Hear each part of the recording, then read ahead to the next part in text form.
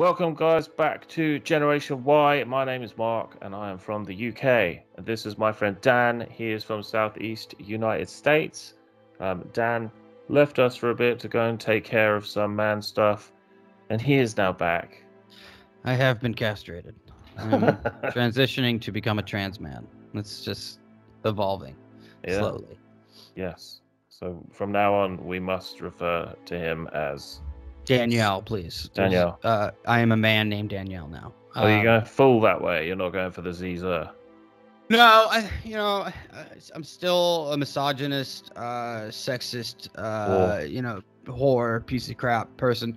I'm just trying to change, No, I had to go take care of a friend and help a friend, and it was, I appreciate you guys being patient with that. And I did it, and then it was nice because I got to go see the fam, a little bit. Go see the fam on the way back. But it was all good.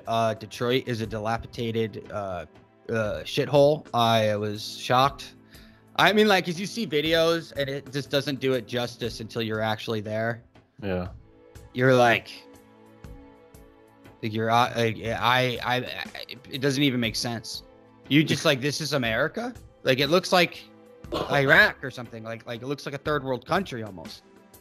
Because like I think in like 1955, it was voted something like the third most, the city that was like came third in the most, people wanted to live there the most. Yeah. And then they had a riot in the 60s. That was so bad. It never really recovered as far as I understand it. And I think this is going to kind of get into what we're going to talk about, which is the kayfabe. I said that earlier. My little brother was like, "You know what a keyfob is?" I was like, "Fuck." Yeah, but it's been an interesting week to say the least.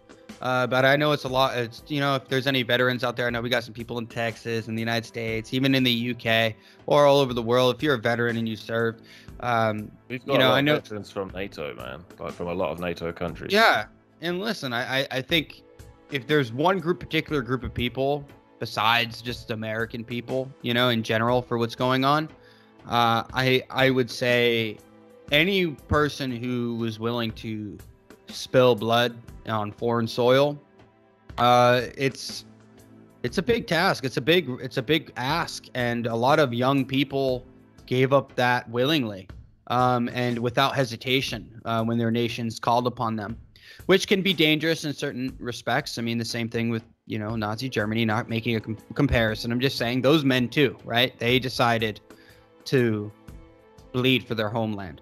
And on foreign soil. I guess there's that mutual combatant respect is what I'm talking about. But there is something to be said. I think I understand why a lot of guys feel the way they do. A lot of people feel upset, and they have a right to feel upset. It is what it is at this point. I don't know. I don't know if there is an answer, right? There's nothing to make that had to deal with my friend. He was having a really hard time dealing with this particular situation. And thankfully, we got him in the hospital before the bombing happened. And I just can only imagine that would have set him over the edge. So whatever your host nation, resources, I hope they have them for veterans. If not, maybe you guys have some sort of universal health care. Get treatment, talk to somebody. If you can't get in, do what my friend did, and he called me. And that was what I did, And I would just say as well that there are a lot of people saying that, there are a lot of people saying that, we 20 years and we did it for nothing and blah, blah, blah. And, obviously there is an element of that if you're going to be absolute. You're going to say that the Taliban was running Afghanistan in 2000 and now they're running Afghanistan in 2021. But you can't look at it just that way. You like with everything in life, there is nuance. And you kind of have to look at it like, you served because you're in the military and you learned a lot from that. And it gave you a lot. Like the military can give people a lot. And there will be a lot of people, Afghans, whose lives you made better, whether you know it or not. And more importantly, we have no real tangible idea of how many like terrorist events that were put off by your guys' efforts out there. But again, as I say, I understand it's really nuanced, and you could go around the houses 50 times and come up with all different ideas. But you mustn't just think black and white that was 20 years wasted. I lost my leg for no reason, because you'll drive yourself insane. I think you know, the people have a right to feel like it was wasted. I think there's a lot of veterans that feel that way. But the only thing I can say is shut the fuck up. You did it because you were doing it for your buddy, the one that was the left or right of you. That's what it was about. You know, like that's the truth. You know, like and it's that, you know, everybody knows that has served 99% of the time is very monotonous. And then you have quick explosions of violence. And some of those people are, it's very tragic. It's very tragic. You know, it is just tragic. But at the end of the day, you know who you are, you know what you've been through. So like, I'm not telling you to get over it, but my man, you did, or my woman, whoever, you know, a lot of people gave up a lot. Just realize that you were fighting for the people left and right of you. I think most people would agree with that. Like they didn't give a shit that they, you know, they were just fighting for their fucking brothers and sisters. So at the end of the day, you take all politics, geopolitics shit out of it. You did something that you felt like you had to do. And, you know, thanks, man. Like, and some people made the ultimate sacrifice. And the real tragedy is that our own government, personally, for the United States, they couldn't do it with honor. I think that's really the part that pisses people off, because it's the lack of honor and respect for the people that have died over there, whether they were military or contractors or even the Afghani army, 66,000. You know, Afghanis died fighting the Taliban. That's the part that really, I think, pisses a lot of people off. It's the lack of honor and integrity. You know, when I was actually Tucker Carlson, I watched him from time to time last night, he goes, you know, when the Titanic was going down, the captain stayed with the ship. You know, like that was the honor that was held in positions of authority, at least in American-centric culture, which I would imagine is pretty common in Navy culture, seafaring culture. It started off as like a British Navy thing. And there you go. The women and children first as well started with, I think it was like HMS. Oh, I can't remember. It was in South Africa. The ship was going down, great white shark infested waters, and they were like women and children first, and then the soldiers had to try and swim to shore. Then the sharks would be full by the time the men got in the water, right? Well, women and children into the lifeboats, and then the men had to swim. Can you imagine that? Hey man, I honestly, the brain rattle that I've been going through in the past like year, like 6 months especially. And it's kind of like, I don't know if I've explained this, what I've considered brain rattle. Did I explain this on an earlier episode? No? So like, you know, when someone dies, it's called a death rattle. And when you hear it, it's very unique and it's very specific sound. It's the last breath, like leaving the, like it's this really weird sound. And I feel like I've been going through that myself. And I think a lot of people in our society have been getting brain rattle. It's this thought like that you've just never been encountered before, because now you're being forced to. So it's going to be an interesting conversation today. I don't know how, you know, the keyfabe. Kayfabe. Kayfabe. Why did I write key? You see, I did this to my fucking self. Okay. Yeah, kayfabe. I think it'll be an interesting conversation to have today. I don't know exactly where it's going to go, but I think it's a good jumping point, because if there's one thing that we can at least say, Western America in the West kind of started a lot of the globalization of democracy and then our economic structure, and that kind of expanded eastward. And I think that's really what would be interesting. Yeah. What's your first story for the day, my man? So my first story for today, this is a little bit old, but I really wanted to save it. So this is from a week ago. Couple share bloody aftermath from being attacked just because they're gay. I think if you're in the UK, you probably heard this story. So two men, I believe this is in the Midlands near Birmingham or Birmingham. Two men were loved. Birmingham in Alabama. Yeah.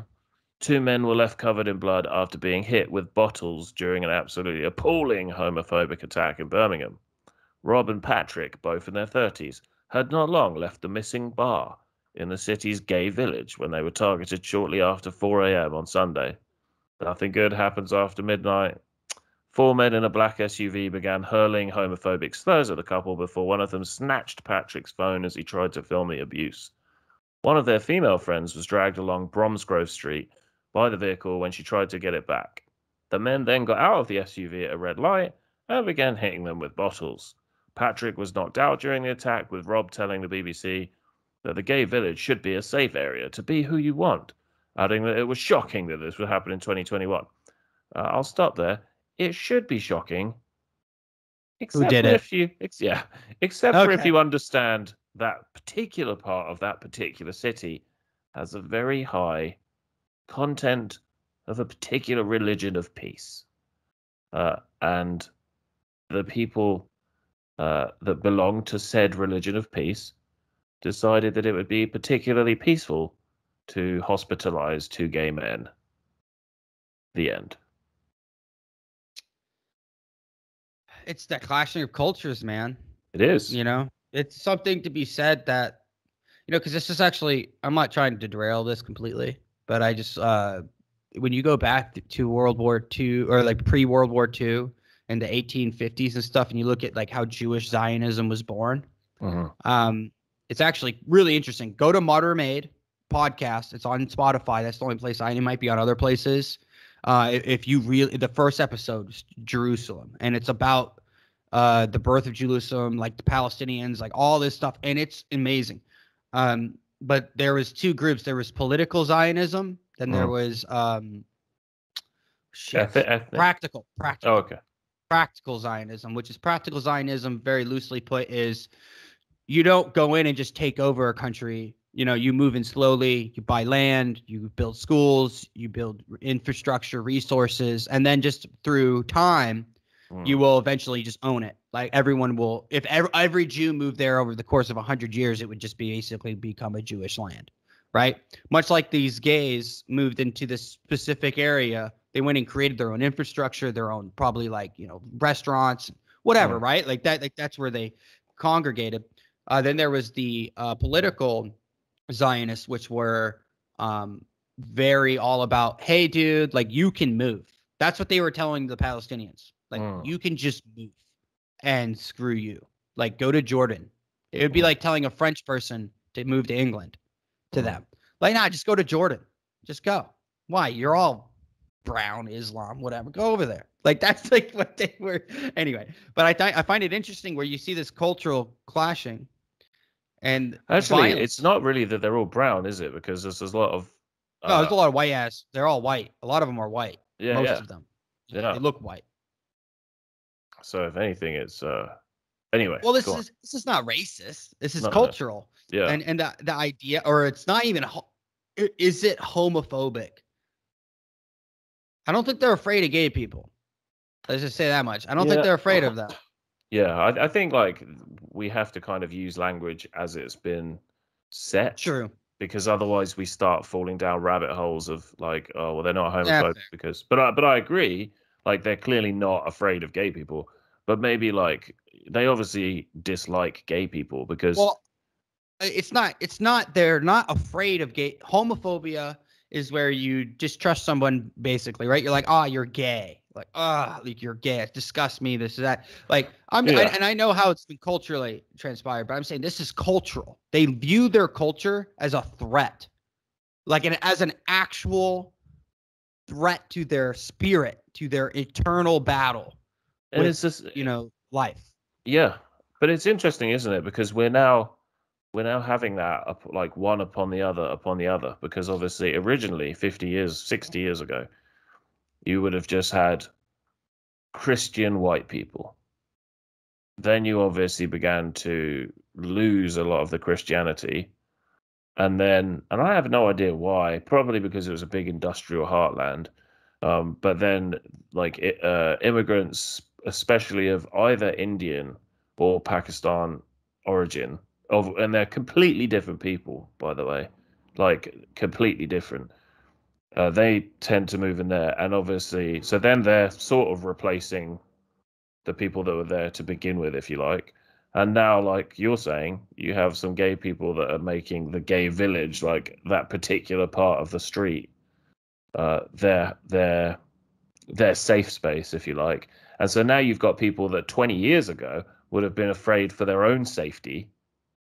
They're now infringing on the safety of the next group that want to move in. I don't know if it's something you could avoid. I mean, you're taking a population of people, and this is actually going to get into our broader topic, but the globalization of community, right? The global community at large. They literally, and this is something I experienced personally in the military, right? Like, not diversity of race necessarily. That was, I mean, I trust me, it was there, but I was a part of a specialized unit, right? We had a completely different culture from the broader career field that I was in. So the career field that I was in was 3 Papa 0x1, which was security forces in the Air Force. And within that, I was in a specialized unit. So we had a completely different culture, identity, and then blah, blah, blah. And what did they do? What did the elites do? Right? The elites, the gods. They said, I'll never forget this fucking shit, man. I literally got to see something die very slowly. I got to see a culture uprooted and destroyed. So you can see that on the wall, right? The Punisher skull. Yep. And that was our symbol. It's not creative, okay? It's not. It's, whatever. Chris Kyle or somebody fucking else. We use propaganda too. So our culture was about lethality, about being a man, about destroying whatever is in front of us, being experts, being just the most proficient, efficient, destructive force on that base. That's what our mission was. Nothing was going to stop us. And then, and they had very high standards to enter. To even just the tryout was brutal. 40 some odd people tried out for me with my group, and me and one other guy made it. So 2 people out of 45. It was pretty high attrition rates. Granted, it is the Air Force. Calm down, Marines. All right, calm down, you fucks. I know where I was. Okay, I know where I was. But so the standard was super high, and the indoctrination was super high. And I kind of find it like Islam in a way. We were more of like jihadists. We were more fundamentalists. We were extreme, in our beliefs. Everybody else was like Protestant Christians, I just need to go to church and pray to God and he'll forgive me, And then we were like Catholics. We were like, dogma doctrine, like fucking, right?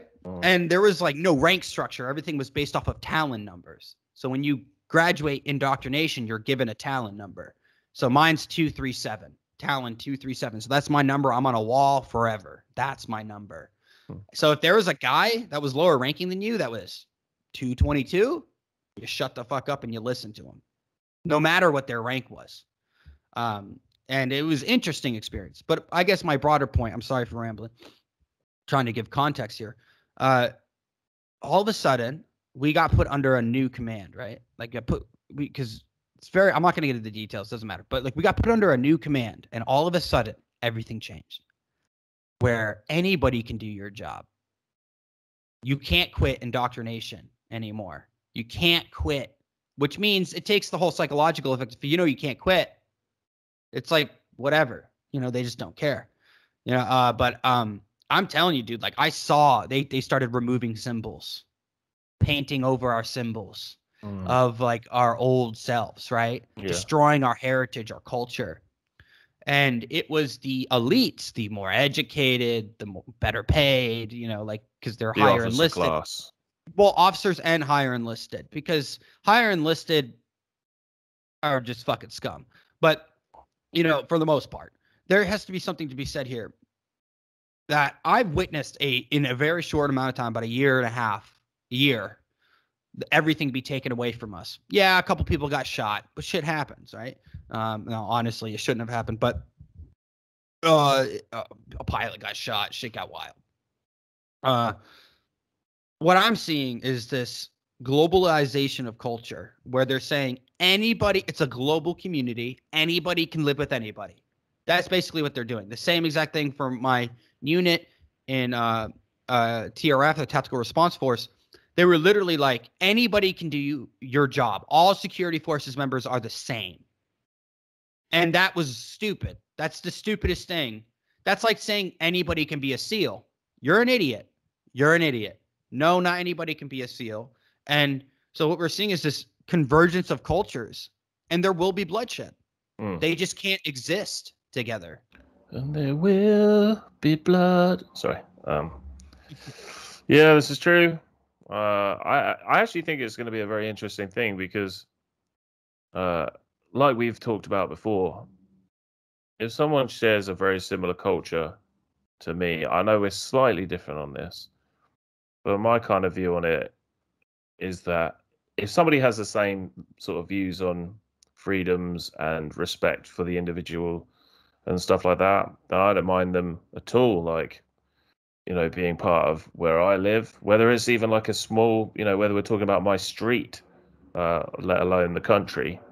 Jesus, sorry, there's some F-15s flying past. Newbies need afterburner to get on the glide slope. So yeah, I have no problem with that. I do have a problem with people sort of coming into a very old, established country and being like, yeah, we fucking hate homosexuals. We hate this, we hate that. And we're just going to openly beat the fuck out of you if we see you for that. What? Well, how? Okay. Mass migration has always been a thing throughout history. Migration of people, you know, like people going from Europe to, you know, I'm sure the Native Americans were like, who the fuck are these motherfuckers coming in here, fucking up our culture, fucking up our way of life, right? It's a tough, like, what do you do when this happens? Because to say that okay, so there was a refugee crisis. Let's just say that at least. Because of the Western and NATO, the Western, like America especially, coming in and screwing up stuff, coming in, blowing stuff up for whatever reason. Forget the geopolitical, the politics and the war mongering stuff. I'm just saying that happened. NATO was involved. What are we talking about now? Sorry. Just war. The war in the Middle East, all over, right? Okay. Like, this is where all these people are coming from. I think this is just the people that have been there since the 60s. I'm assuming that they're not brand new, because this was like, I assume they didn't come in and then a week later. But you never know. It could have been. Well, they're very similar to the Jews. There's two, and this is why it's really interesting that, seriously, go listen to the podcast. It's amazing. Martyr made. Like, martyr, like I die. You know, Jesus was a martyr, right? So Martyr made. He breaks it down. It's amazing in 2 hours what this guy can do. He just did a 5-hour episode. I'm gonna go on a 12-mile run tonight. I'm super hyped. 12-mile run. That's nothing. That's nothing, dude. I'm a hobbit, and I know it, and I can just get it. I'd be a hobbit if I could run 12 miles. Yeah. I'm short, dude. I can't be fat. I can't be short and fat. If you're tall and fat, you're okay. But if you're short and fat, I'm 5'6", 5'7" on a good day. You know, in the right shoes. Add the shoe in there. Add the shoe. I'm 5'7". Take them off. I'm like 5'3". Yeah, bigger. No. Joe Rogan. Basically, yeah. I'm Joe Rogan size. And I just can't stand when I see really short, fat people. It disgusts me. Because I see me, I'm like, no, not me, dude, not me. But I digress. I feel like that way about myself, but yeah. No, dude, you're beautiful. You're a beautiful man. That's very kind. Thank you. Seriously, man, I would let you lay on me because I think pressure, it would crush me, but it would be nice. Like, it'd be like comfort, kind of like a black hole. You just suck me in. I don't want to do the sucking. Well, you know, we can work that out later. Okay. Deal. Hey, listen, I'm a woman now. So I'm holding you there. Yeah. I'm a trans woman, man. There's something to be said, though. The Jews, there's two groups going on. Same thing with the Jews back then. This is like 1850s, 1860s. What country are we in? What country are we in? Europe. Let's say Europe. Okay. Christian Europe, right? Yep. Basically, that's the divergent cultures. Yeah. Germany. Russia. All over. Basically, yeah. I mean, you just name it, right? Like, this is all across Europe. Jews were highly criticized. Like, I don't know how much of this you want to get into. It's super interesting stuff. Like, do you know why Jews run banks? This is not a conspiracy. There's a fact. Yeah. There's a reason. Because societies wouldn't let Jews work. They wouldn't employ them at banks back then. No. It's the opposite. The reason why yes, because Christians viewed money as dirty. Yeah. So the main fund, so they just said Jews can take care of the money. They can run money and do this stuff, which is where that trope came from. But it's because Jews were forced into this position in a weird way. Yeah. You know, so then all of a sudden, like the Rockefellers who's funded the UK in World War I, you know, so like they became really important, prominent figures in society. Anyway, but there was two groups of the assimilators for Jews and the people who wanted to not assimilate and basically go away and go do their own thing or keep their culture. Like if you look at New York City, Hasidic Jews, they are not assimilators. They do not assimilate. They have no interest in assimilating. They have their own police force. Ambulances, first responders. Yeah. Exactly. So there's no assimilation happening there, right? The same thing is happening with, Jews. Islamic Muslims. You're seeing a culture of jihadists, of no non-assimilation, destruction of the West possibly is on their minds. They hate us for our wars, our greed, our gluttony, and many other reasons, and they just hate us. 7 deadly sins, basically. Sure, right? They just hate us. And then there's the other group that wants to reform Islam, and they want to assimilate because they think that's survival. What Majid Nawaz? I dig Majid, man. I like Majid Nawaz. Well, because the Jewish Zionists in the beginning were like terrorists, bombing buildings, like doing crazy shit. Like they were like seriously radical people. We're talking extreme radicals. They were anarcho terrorists. They would just run around and fuck shit up because they hate. Like it was interesting correlations between the two, and that's what caused and led to even greater distrust and greater. The assimilators were like, just kind of made it worse. It just so we're going to be seeing this now.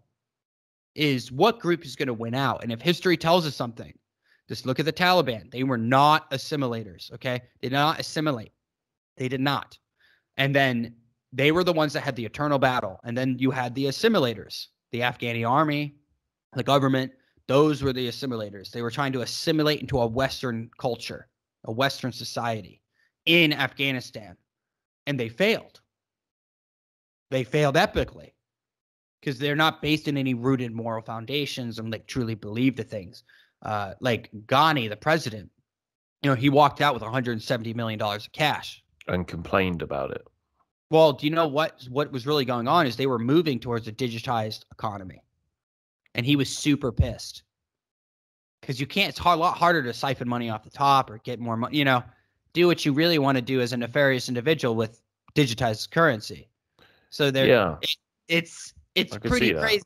Yeah, like, dude, here's $1 billion in cash. Like, would you rather have? I would rather have cash if it was me. Yeah, it's one of those things that is off the books. I can see the arguments for both sides. Like, I know some people say things like the reason that they don't want to go to digital money is because once you do that, off the books, 100%, you're right.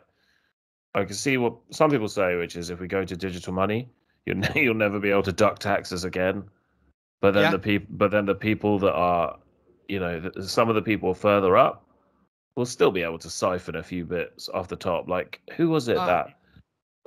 This is no offense to anyone, but the Jewish guy that did that massive Ponzi scheme by skimming Bernie Madoff. Yeah, and like he was skimming something like $50 billion. Well, he was doing like a pyramid scheme.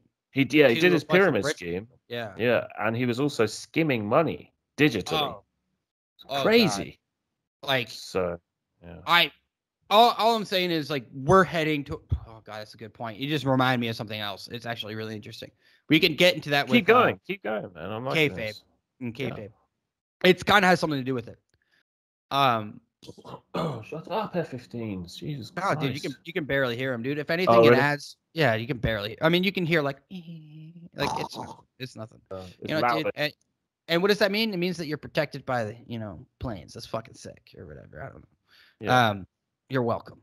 I have this interesting divergence because this is serious, and I mean this. Not history does not necessarily repeat itself, but there's reflections, there's rhymes, it has rhythms and tempos, and Yeah, definitely. So you're starting to see is like, are we gonna dude? I don't want this to happen. No. But are they gonna start putting people in concentration camps in Oh, 20 sorry, years, 30 please. years? Well, Like, I are they hope gonna not. start? Are because think about it, you're upset by this group of people coming into your nation and causing havoc. Only In the a way. ones, only the ones that they don't give a flying fuck about the history, the traditions, the culture, and Right. the ones that don't really agree with individuality. Well, fair enough. But this is very similar. What's gonna start happening? And this is the new manufacture. This is how you manufacture consent. This is the part of it. There is a distrust with that community. Just a little slight distrust, slight discomfort. Your country's paying for them, taking care of them. You have poor people on your streets, whatever it is. The newer ones, maybe, yeah. The But older these are, ones, a lot of them make good business people. yeah, and listen, this is not racial. This is not cultural. I'm not trying to blame anybody. I'm just saying what's going to happen when that backfires and who's going to take the brunt of that damage. And think about just like the Jews. The Jews were running banks, we're running economies, we're doing things like actually trade and really heavily invested in this type of stuff. And then they were viewed much like how communists viewed the farmers in Russia as the gluttonous elites. They were rounded up and they were blamed. And this is part of that kayfabe, that fabrication of a enemy. Because what the West has done is we have fabricated enemies out of thin air, basically. Like ISIS-K. ISIS-K? What the fuck is ISIS-K? Oh, ISIS-K? That was the same exact group that we used to enter into Syria. Same exact group. So, how much of this is just like a propagandized reality? And I don't know. I just feel like there's something to be very wary of. And as Western cultures, we should be very, don't run around with fear in your heart with everybody. There are a minority of people, possibly, or a majority, we'll see, that are bad people. There are going to be bad people in any group or subgroup or culture. Yeah. Some sick. And there are some people coming from Afghanistan right now that are like, I really am glad I got out of there. I do not want to live this. And what's the global, because people are afraid of a global society. I personally don't like the idea. It's fucking ridiculous. But the idea is, then what's the alternative? Oh, sorry. What's the alternative from a global society, global economy? Because this is what they're obviously pushing for: social credit score, so some sort of credit system, vaccine passports, something like this Great Reset type stuff. Yeah. What is the alternative? So I would assume that, to me, the alternative is to have countries, and you can still have. Sorry, my kids' friends are messaging this. Honestly, can't even hear it. Oh, sweet. Yeah, so countries, you can still have allyships. And the reason that I like the idea of countries with borders and blah, blah, blah, is because, and this is probably what differs, or definitely what differs me against a full-on anarchist versus a libertarian. And I'm probably more slightly to the right of a libertarian. I don't know. Everything's so messed up. Anyway, I just feel like in terms of looking after things and knowing who's doing what, if you have a government where you have to bring in tax and then you have to spend that tax on the people, knowing how many people are in the country and where they are, knowing what schools people are at and what businesses are being run and how well things are doing and stuff. I feel like it's much easier to do that if you have a series of cells. So I'll put it in a different context. If you wanted to know what's stronger, one sheet of graphite or a carbon fiber sheet, Like the carbon fiber sheet is going to be stronger because you have lots of little individual units. So, in my humble, incredibly moronic opinion, and I really don't know enough about this, and I definitely don't know the truth about this to have a really valid opinion. I feel like if we have a series of countries that are many years old, even though I think we're at a horrendous stage and everything's so corrupt that you could well start again, I think things are much easier to run on a smaller, to have lots of small cells. And when I say small, I'm talking about countries, than just to have one giant thing and just let everybody go wherever they want. And I think the other thing is, and I know I'm not making much sense at all, whenever I talk, I have a lefty friend who's very, very like global.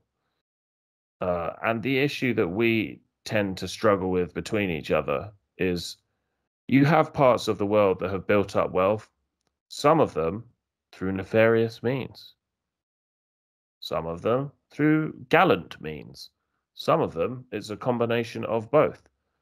But if you take, say, America, you have a standard of life currently. You know roughly what costs what. Like if somebody came to you and said, I'm buying a loaf of bread and it's $8 billion, you would know that that's absurd because you know roughly what the cost of a loaf of bread is. If a doctor came to you and said, I earn 120 grand a year, you would think, yeah, that sounds reasonable. If he came to you and said, I earn 8 grand a year, you would think, well, that's not right. So if you take a growing nation, so somewhere between a third world and a first world country like Indonesia, where doctors earn around $8,000 to $10,000 a year, and dentists earn around $3,000 to $4,000 a year. A lot of that is through historical wealth or historical lack of wealth. Now, whether you think countries with more wealth, countries with less wealth is fair, in this particular debate, for me, it doesn't matter. It's about whether or not you would be happy to suddenly pay a lot more for things and make a lot less. So, you know, the reason that people in shoe factories in the UK 50 years ago, they were making X, and then they moved the shoe factories to Bangladesh because you could pay them $1.80 a day, is because of the difference in wealth and the difference in expected pay and cost of living. So you could just about afford to live in Bangladesh in their pattern of living on that wage. But obviously in the UK, if you earned $1.80 a day, you would you would be homeless. So this is my main reasoning about why I think globalism is bad or why it wouldn't work out is because it would lead to you would have to rebalance money around the world, a bit like water resettling to one giant plane. You couldn't have high water here and low water there anymore. Globalism would mean that everything has to go to roughly the middle eventually. Because obviously you're going to want shoe factories in Brazil and shoe factories in America and shoe factories in Russia and shoe factories in Japan. And if you're on a global currency, then obviously, and you have global businesses, then in theory, with globalization, everyone's going to have to be on roughly the same wage. So, but it's not about wages. Like I say, it's about everything: cost of living, income, standard of living, etc. Everything. Eventually, what they would want is for it to all roughly balance in the middle. Well, by force. Yeah, exactly. Like you got to do this by force. This is the equality of outcomes can only be done and accomplished by force. Exactly. I don't give a shit about anything else. That's the problem. You have to do it through tyranny. There is no other way. Listen, anarchists and borders. I don't really know. Whatever. I think borders are imaginary anyway. But I mean, they literally are just like, this is our border. Okay, cool. That's great. That's fine. That I don't think would necessarily need to change as far as land masses go and governments. I think the anarchist real point is, yeah, you were right. You do want cells. Decentralized power, right? That's what you're advocating for. Yeah. I'm just advocating decentralized power down to the local level. Exactly, yeah. Go to your local, like you should be able to live in England and your taxes should not go to the federal government, your federal government, and it should go to your local community. Mm-hmm. And then you guys would be investing in your community. And we'd know what it needs to go to. and you know exactly what it needs to happen. And guess what? That will attract self-growth. Hey, like you want to start a shoe factory in this town. All right. Well, we'll help you out as a community. You know, there's a lot of, I think the idea that through our kayfabe, because this is really what government ultimately is. So let's break down what kayfabe is. Yeah. It is a old carnival term, basically for working the room. Like they would use it as a fake. It's a fabrication. It basically means fake. I'm actually looking up the actual definition right now, but it's a interesting thing. I think it's like it's portraying an event to be something that it technically isn't. So yeah, I think I read that thing that you showed me that it comes from UK catch can wrestling. Yep. Well, and so then they decided it was a bit too. They decided it was. You can correct me in a second. They decided it was a bit too dangerous, and obviously they didn't want their big guy wrestlers being out for 6 months with a torn ACL. I don't even know if that's a real thing. I'm just making shit up. You know, because that would lose the money. So what they eventually decided to do, because cash can wrestling is a real thing. Yeah. But they decided to make it a little bit more stagey, just to keep the money a bit safer. It was more exciting too. Exactly. That was a big thing. Yeah. It was more exciting because they had no time limits. They added time limits at first, and they added like, oh, you could be tapped out or whatever it may be, right? Because old matches used to last for hours. So kayfabe in professional wrestling, because that's what the modern context is used. Yeah. The fact of convention of presenting stage performances as genuine or authentic. So this is what Say that again. Just one time. I'm sorry. Did I break up? No, I just wanted to hear it again. The fact or convention of presenting staged performances as genuine or authentic. Okay. You can use it in a sentence such as a masterful job of blending kayfabe and reality. Alrighty. So, you know, listen, I think so. Just to give the guy a shout out for only having 2 videos, bravo. That's all I can say. They're really good. It's the name of the channel. I know we're not supposed to do this, but since we're talking, it's called FrameProblems. He's got two videos, and they're both related. And they're both fantastic. I sent both to. Maybe you could throw them in the description so people can go check it out at the end. Amazing job for. I don't know what this guy's done, but it's professional level work. And this idea of government, I think, is the real kayfabe. The idea that we need to centralize power into a few people's hands is the greatest grift. It's the greatest fabrication that we've been, led to believe. No, you can't see that. Doesn't matter. Yeah, but like the largest fabrication is that there's nothing wrong with localized, 50,000 people, maybe less, something like that. Like a localized small town or city. It's already set up. You got to remember, our system in the West, at least in America, is already designed to not have a federal government. It's designed that way, to not have a state government.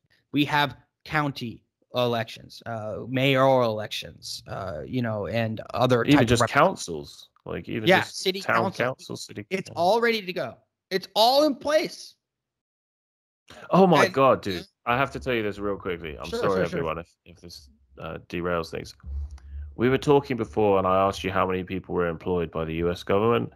And I think you gave me a figure, but you were like, "Oh, I'm not really 100% sure." It's probably like 5 million. I couldn't. Yeah, it was something like that. This will blow people's fucking minds. It's the largest. I know they're the largest single institution that hires people or whatever. So I believe in the I believe in the US that there are roughly 250 million adults. And then I think working age adults is like 190 million or something, maybe 200 million. There are 22 million people that are part of the US government. So US from state level to from state level. Right up to right county, down. State, all the way up, top to bottom, 22 million. That's fucking bananas. Like, I bet you guys have a lot too, though, because you got NHS. Dude, the NHS is like 1 million. Yeah. So, I mean, what is that? Basically, a few % of our population, right? I don't know what it is. That's like 10, almost 10%, 8%, something like that. It's 10% of the working age population. I mean, listen, man. I will tell you, like, I've seen this happen to institutions just from my own experience. Okay, dude, like, The military being part of a unit that is eroding, I got to see it all firsthand. I literally got to see it like bleed away from my eyes. So what people do is they get lazy, right? They get really lazy, like people in positions of power, and they're like, you know what? Hey, boss, can we create another job, another position that so I can just like chill? Basically, hey, I really think we need a project manager guy in our unit. And they're like, oh, yeah, it's a great idea. EPR bullet, enlisted performance report. Like it's a bullet that basically it means like, oh, you get a checklist. Like, you know, like you did something cool this year. Now, when you go to your performance review, it's going to be like, oh, he's so good. You know, that's literally like, it's all it's that kayfabe that they built. I am not even kidding. So like, basically we used to fly in helicopters every day. Not everyone, but you know, we had flights. Does. Yeah, yes, exactly. We were Taliban. I'm telling you, we were Taliban. But there is this, it's super simple, right? All I have to do, as if I was in charge, there was 2 flights or 2 teams, right? One guy on each team would go, hey, send an email. These are the names that we're flying this week, Monday through Friday. And then the pilots would go, okay, and PAX manifest. They put you on a manifest in case you crash, right? You know whatever, and they know who's flying that day. That's it. Super simple job. Like no bullshit. Maybe 10 minutes of your day, and constantly the only problem that would be a pain in the butt, you know, you have to call down there, be like, hey, we're changing a guy out. That's about the worst that would happen. That's not a hard job. They created an entire job just to do that. So for freaking 8 hours a day, 5 days a week, instead of working with the teams and training and doing this and that, they just started creating all these jobs, like just out of nowhere. I was like blown away. I was like, what the fuck is going on here? Like our training section went from 2 guys to 6. Jesus. It was like, whatever it is, right? Like it's a joke. It's a joke. So this is what government does. They create an emergency to build a need to keep people coming back, to keep things moving, to keep instilling their power. And you know, like people talk about anarchy like it's this like crazy lawless world. No, because laws are imaginary. They are. They're not real. They're not something that you can touch and feel until the police puts his boot on your neck. That's the only time you'll feel it. So like the question is, why do we listen to these people anymore? They're destroying our system. They're destroying everything. Yeah, it's just violence, isn't it? Tyranny, violence. It's organized violence. There is no difference between the Taliban, the U.S. government, or the CCP. They're all the same. They all function the same exact way. They may not be flying in America, people hung like in a helicopter. They're not doing that in America. But no, if you have a gun in a particular part of the country, they'll arrest you and throw you in jail. It's a lynching. It's just slow and it's painful and it's cruel. I don't know about you. You know, like there's a part of it that goes, would you rather be on fire or drown? Would you rather be shot in the head or be put on fire or drowned? I'm taking it. If I had to choose, I'm getting shot in the fucking head. Take me out. If you don't want me in your system, take me out. Because that's the world that we're eventually going to be living in under these current rules. When you can slowly deprive someone of their life for decades, let's just take out whatever they did. I don't know what the reason. Let's say cocaine. Not a violent thing. No murder, no rape, nothing. Just whatever. You can literally ooze and suck the life from them. That's what the state can do. They can reach into your home and pull you out and then look at you like King Kong and just slowly crush you and just lift your and ooze and blood and guts and shit pouring out. And they laugh and people go, you should just do what you're told, idiot. And it's like at this point, and I know, and people think it's radical, and like, fine, call me a radical, call me an extremist. I don't care anymore. So, sorry, I was just looking around for it. I read a book about, well, I read one from Kissinger, and another from James Comey.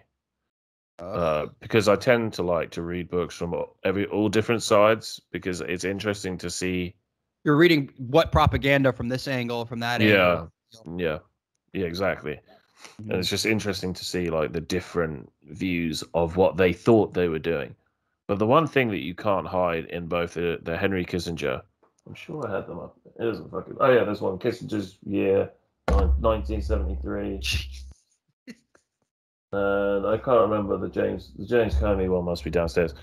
But yeah, man, the one thing I took from both of those books was how easily during their careers they have put people in prison for decades and not given a flying fuck about it. Like the amount of people they talk about in those books, where they're like, "Oh, and this guy was like interfering with what we were trying to do." This is basically not in so many words. This guy was interfering in what we were trying to do, and he ended up going to jail for a long Yeah. time. Well, And I'm like, what the fuck? there was that guy. He was a big Ian was talking about the other night. I actually did some research on him. I can't remember his name, but he was a big political activist, anti-government, ex-Marine guy. So the FBI raided his house or whatever, and they found mushrooms. Yes. And then he went to jail for like 10 years. Like, listen, man, the state, big, small, I don't care what size your state is, bro. Like, that's what this kayfabe thing is. It's all theater. It's all ego, right? Expected growth obligations, which was like, so we built a system between basically 45 to 70, right? Sometime like in 1945 to 1970. There was this expectation of growth, of expenditure. And there still is, yeah.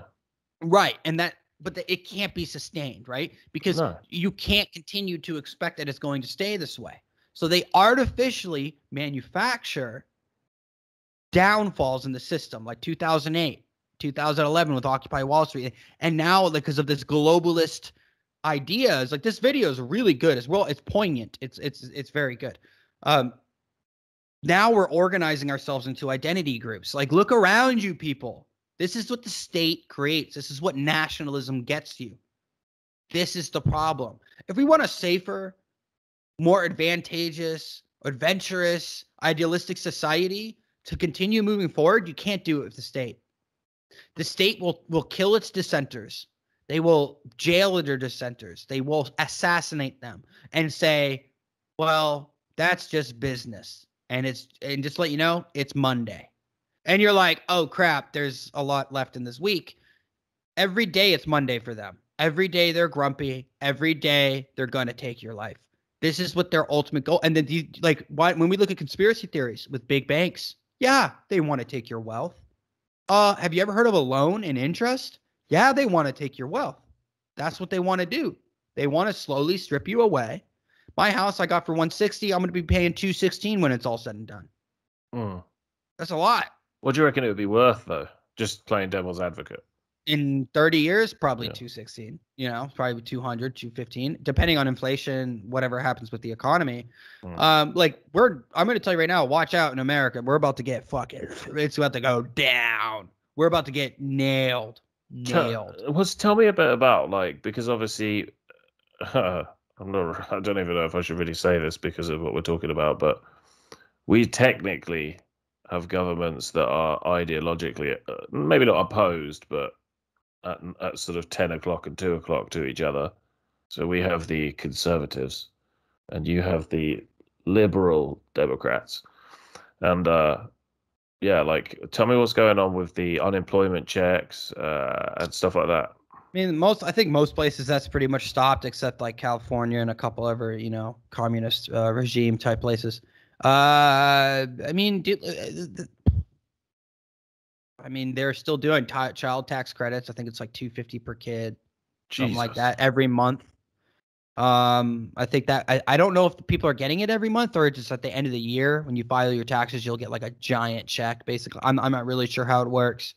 It's this. They created an emergency. Now they've given you a need, and now the tax credit will be the expectation of growth.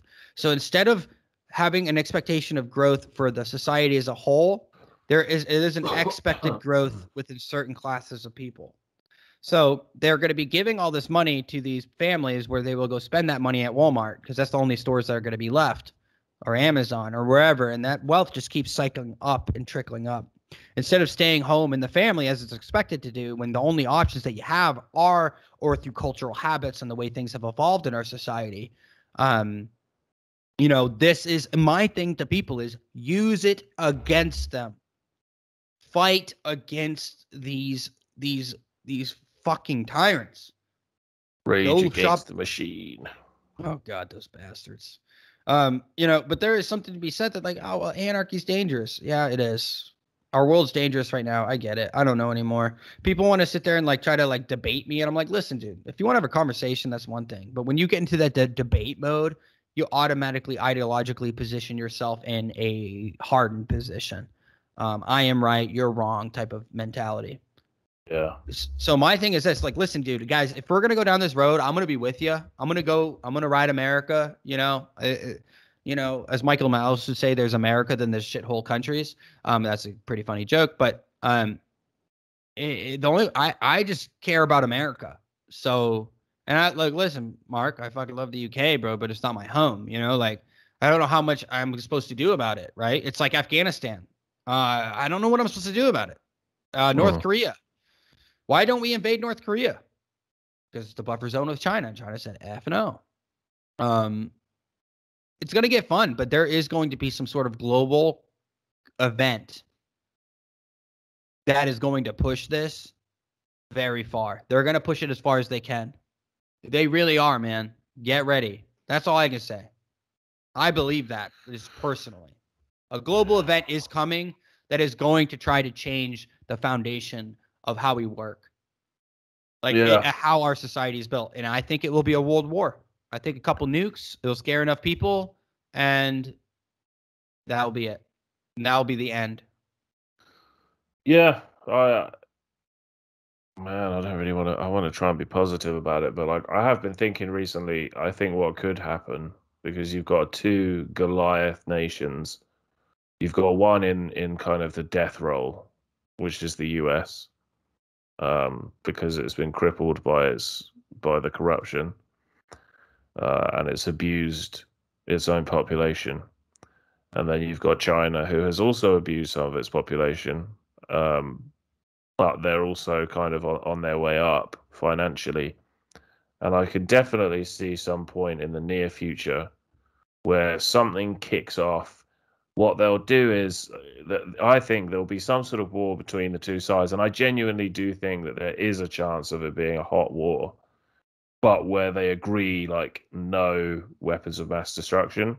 I don't know. But then, Yeah. well, this is just what I've been thinking about. Yeah. I think that they would have some sort of mediator, or maybe two mediators. So We'll make it the Taliban. yeah, Taliban and Al Qaeda could be our mediators. That'd be cool. and then they'd be like, no weapons of mass destruction, which would fuel the military-industrial complex. So that would kind of be bringing in loads of money. But then I think it would just get to a point where like one side has either had enough, and they're like, fuck you, I'm pushing the button. Anyway, let me just tell you, I thought you'd find this quite interesting.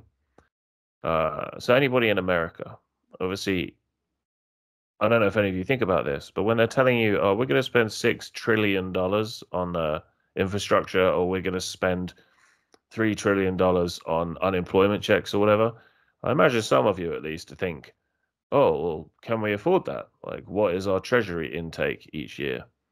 Well, I thought I would tell you your treasury intake decade by decade. So in 1960, the US Treasury brought in $93 billion. In 1970, the Treasury brought in $193 billion. In 1980, it brought in $500 billion. In 1990, it brought in $1 trillion. In 1993, it was still around $1 trillion in 1993. And then in came, so it was roughly kept the same under Reagan and Bush Senior. So 1.1 trillion in 93. Here And comes then Bill Clinton. yeah. NAFTA. And then at the end of Bill Clinton's reign, 2.1 trillion. So Yeah, Bill NAFTA. Clinton doubled, and NAFTA doubled the treasury intake.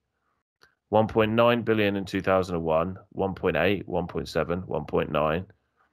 And then when you get to Barack, 1.9 million. And then Barack Obama, 2.7 trillion, 2.8 trillion, 3.2 trillion, 3.3 trillion, 3.4 trillion, 3.5, 3.6, 3.7, 3.9.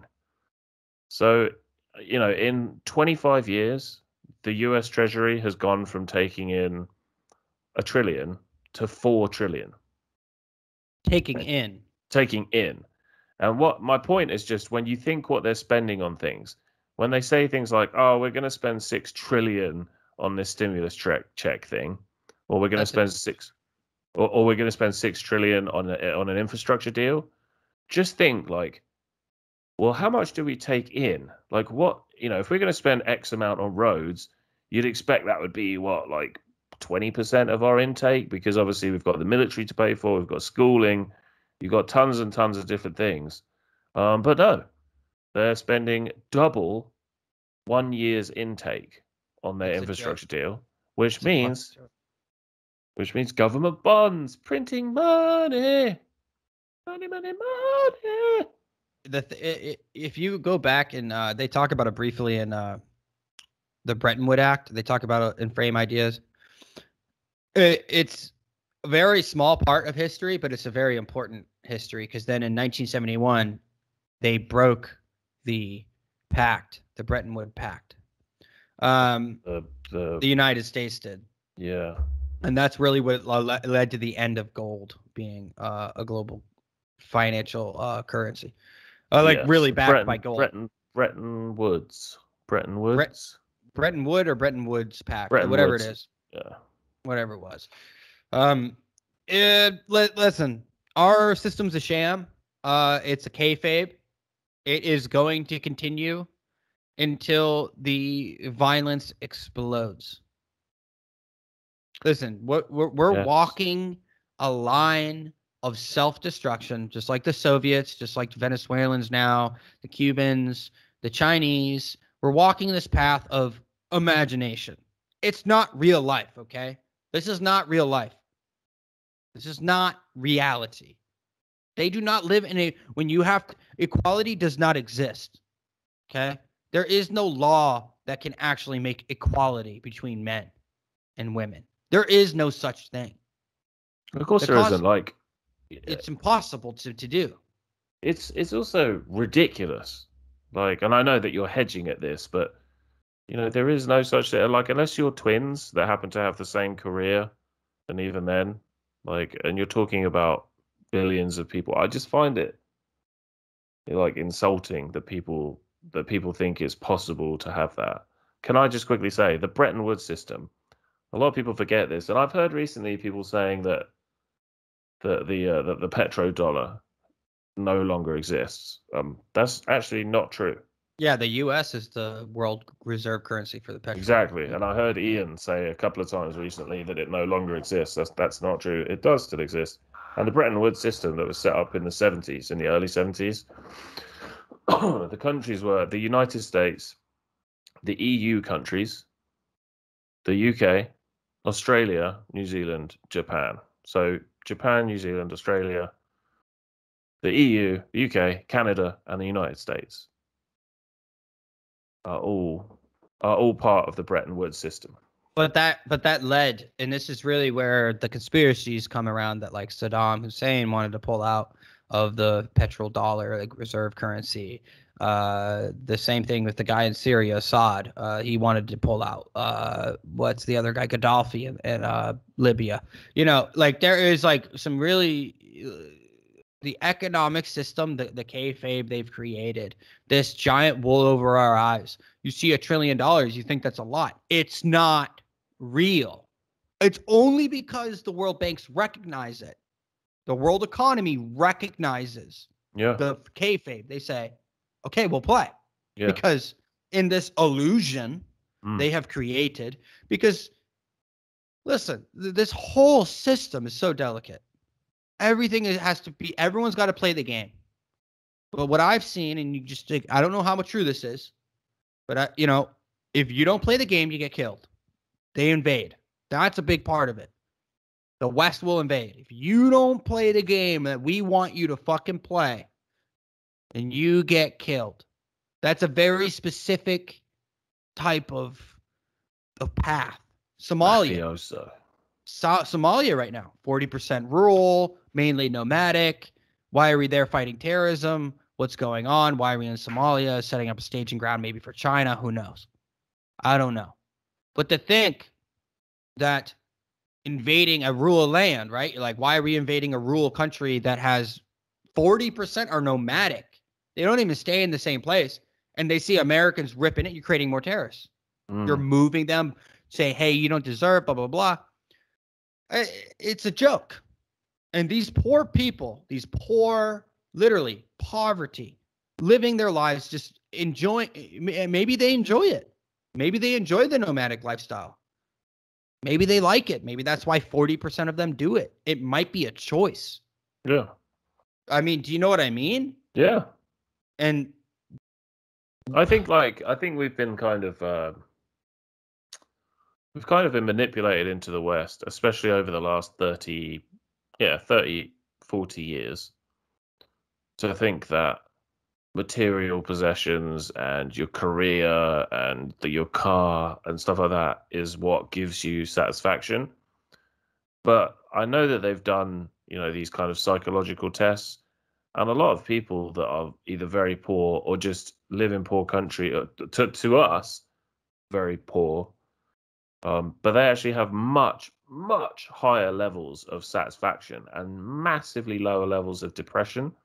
Some of them, in fact, I was watching a documentary about pygmies, and it was brutal, man. Like, they were hunting this chimp, and like they were running after him with his poisoned arrow, and he's like running through the trees and like looking over his shoulder. He looked like a human. And then this guy takes out a slingshot, slingshots into the head, and he comes sliding to a stop in the dust, crawls himself up to the base of this tree, and like he leans himself up against this tree, breathing heavily because he's been running through the forest with these pygmies chasing after him. And like the camera zooms in on his face. This is all real. And the look on his face was like, fuck it. Like, just do it. And they shot him in the heart with an arrow, man. It was fucking brutal. They had a kid, this 11-year-old kid. He's walking through the jungle with this guy from New Zealand, and he looks up at a tree and he says something. And he just runs up this tree, like a 40-foot tree. And what was up there was a bee's nest. And he just wanted the honey. And he's like dipping his hand in and like eating the honeycomb. And the guy says to the local, through a translator, he's like, Jesus, like, isn't he afraid of the bees? And he's like, why? And he's like, well, won't he get stung? And they're like, yeah. And they're like, okay, but doesn't it like hurt him? And he's like, no, he's been getting stung since he was a kid. So these people, like, the one thing that I was trying to lead on there was, he also said to him, when they were trying to describe things to him, because they were asking him, like, what's New Zealand like? And there was an American there. What's America like? And, well, we go to work and we watch TV. And they're like, oh, what's a TV? Yeah, it's like a box. And, it's like real life, but it's not real life. It's like on the box. And they were like really confused. And he started talking to him about suicides. He was like, do people take their life in your culture? And he was like, fuck no. Obviously, he didn't say fuck no, but he was like appalled. He was shocked. It's like, no, of course I don't. Like, it's hard enough staying alive. Like, you think I'm going to kill myself on purpose? And so he was talking to him about depression, and he was like, do you guys get a bit depressed being out here? And he asked him what does depression mean? Right. Yeah. Sad. And he was like, yeah, he's like, oh, it's sad. You feel like you've got no purpose in life, or, you're not sure if you made the right decision. And they couldn't understand it. Like they were going over it for like half an hour with the translator, like trying to make him understand. First world problem. It's a luxury of us. Like, we have that luxury to be able to contemplate. Yeah. And human beings, we are, and I know this is going to be contentious amongst certain people of depending on what your religion is. Welcome. But in my opinion, humans are a species of animal. We just happen to be much more advanced than most. But we still have to stay alive. We have to eat. We have to have sex. We have to have shelter. We have to hunt. We have to know what's going to kill us if we eat it and what's not. And all these sorts of things. And so for these pygmies, that's their thing. That's their life. Like, they don't go home and look on WhatsApp and they're like, oh, that dude's got a new car. I feel really shit now because I can't afford a new M3. Dude, yeah, I know, dude. It's like, oh, there's some bees honey. Well, they're living in a physical, materialistic world. Like, it's really materialistic. They actually have to touch like material, like they have to feel. Yeah. They know they have to make high quality roofs because they don't want to get fucking rained on, bro. Like Yeah. it's simple. But like, the question is this: are they ignorant people? No. Like, what is ignorant? Right? Ignorant, or are they low IQ? Doubt it. I bet they're a lot smarter than most fucking people in our Common Western sense. society. Hell Well, yeah. they go, well, like the guy's going like, oh my God, I can't believe he's putting his hand in the beehive. Like, and the guy's like, yeah, like shit happens. Yeah. Like it's whatever. You know, and I think this mentality of these feckless, spineless bastards that they let lead us. These people, dude, this is not reality, man. This is like to think that we should be ruled. Like those people are more free than I will ever be in America. Will they be as comfortable? No. Will it be as safe? No. But they're free. Free to climb a tree I would without argue some they would be. regulator. Well, like it's like think about this. In America, they literally go, you can't collect rainwater, dude. And it's like, okay, I get it because it's supposed to go back into the natural reservoir, blah, blah, blah, in the ground, blah, blah. But I know, I get it. But like these guys, there's no one regulating them being like, hey, you can't take honey from the endangered bee species, because they would look at you and go, fuck off, dude. Like I'm hungry. I'm risking my life to get this beehive. Yeah. You know, and like I'm climbing 40 feet. Like you stay down there on the ground regulator. I'm up here living. Like, Yeah. you know, I'm surviving. Yeah. And this is the thing is like people think we're violent people. Like we're this violent mass, like this like cancer on the earth. That's the pessimism. I don't believe that.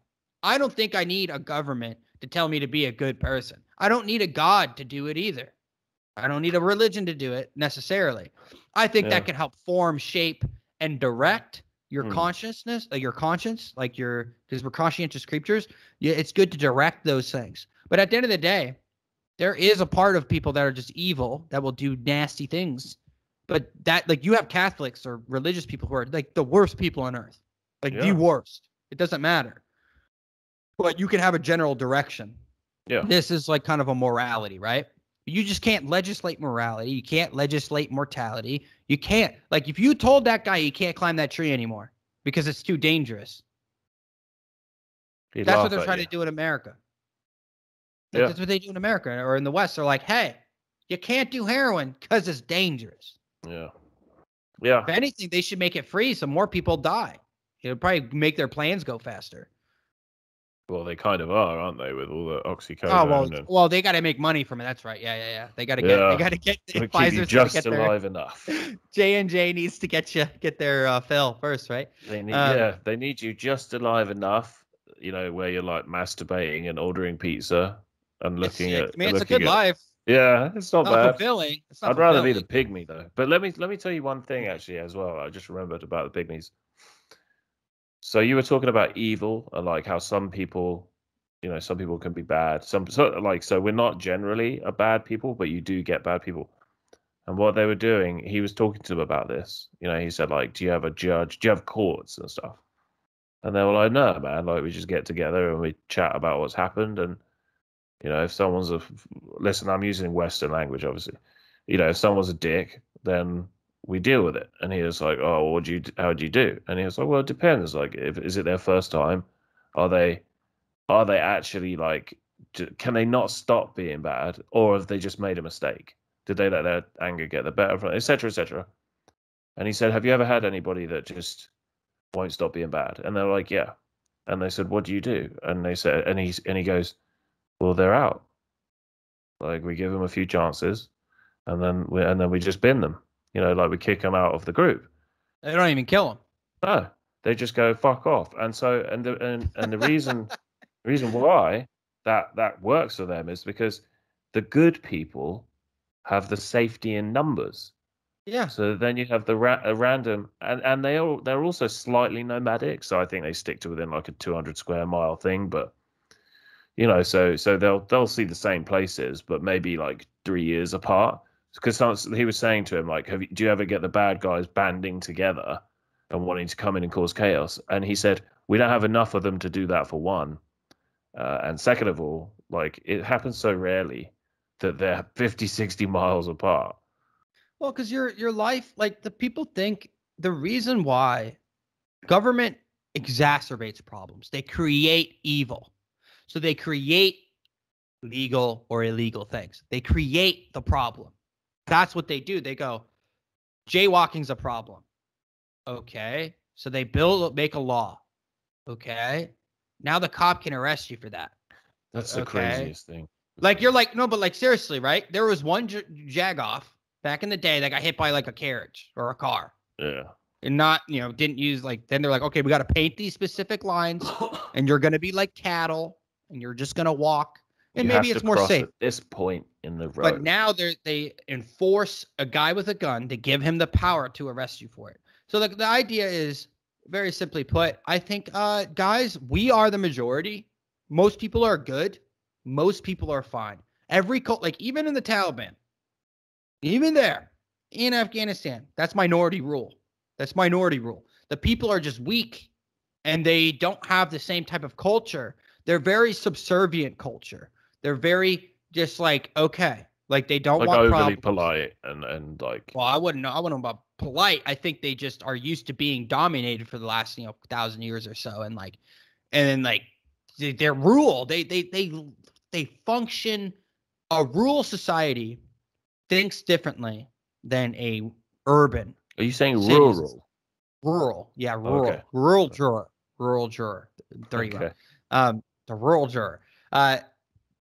No, but there is this sense of like, when I grew up on a farm, a small farm, not a big farm, 13 acres. And I would go to school, I would have to get up early to farm. And then even after, when I got home, sometimes after wrestling or football, I would have to go do, clean the animals or feed them. On my weekends, like before I could go anywhere, I had obligations on the farm.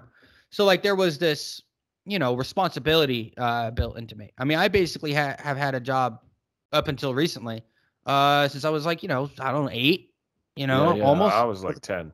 I was like 10, like helping out on the farm, whatever. But when I would go to school and I would go to my friends' houses, it was so like different. Everything like was like, oh, why are you bitching about doing the dishes? Like, shut up. Like, what's your problem? Do the damn dishes. Yeah. Like, it's not hard. Like, because I'm coming from, I got to clean rabbit shit and like feed them and like water them. And, I had responsibilities like as a kid. Yeah. So it was a little bit different. And that gave me that individuality, individual responsibility. I was actually like, had to be critical thinking. Like, I accidentally forgot to feed a rabbit. It died. Like, it died. Like, Yes. and there's hundreds of them. We had hundreds. I think it was probably close to 500, honestly, or more. But yeah, just what a interesting, unique environment. So like, I was the pygmy.